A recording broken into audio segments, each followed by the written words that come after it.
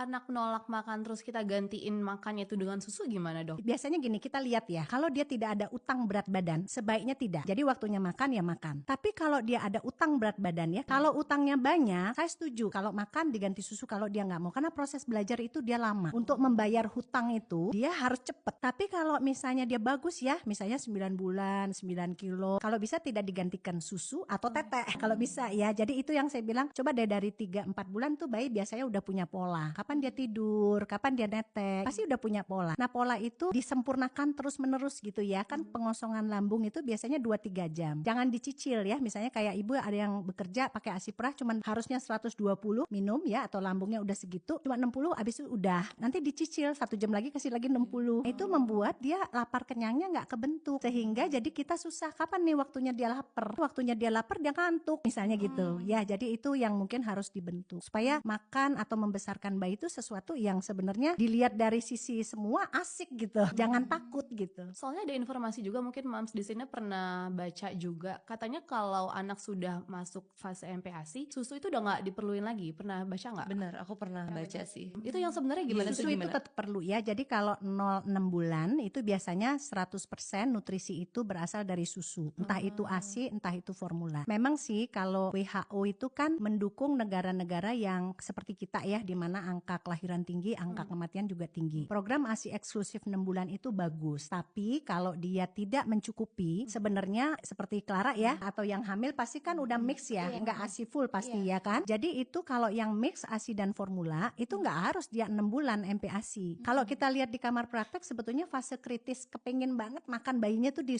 usia 5 bulan biasanya. Kalau dia mix ASI dan formula sebetulnya kita mulai aja di 5 bulan atau bahkan 17 minggu. Tapi tetap syarat makannya harus terpenuhi. Syarat makan kan secara motorik dia bisa negakkan kepala walaupun dia belum duduk. Kemudian secara psikologis anaknya kepingin makan. Secara enzim kalau kita kasih dia tidak ada kesulitan ya, misalnya tidak jadi konstipasi atau tidak diare. Jadi sebenarnya 6 bulan pertama itu nutrisi utama itu susu. Nah setelah 6 bulan susu masih berperan. Bahkan boleh 80%, MPASI 20%. Dengan bertambahnya usia dia bertahap. Solid food itu menjadi hampir 100% di 1 tahun, tapi susu masih pegang peranan 20%. Entah itu ASI entah itu formula.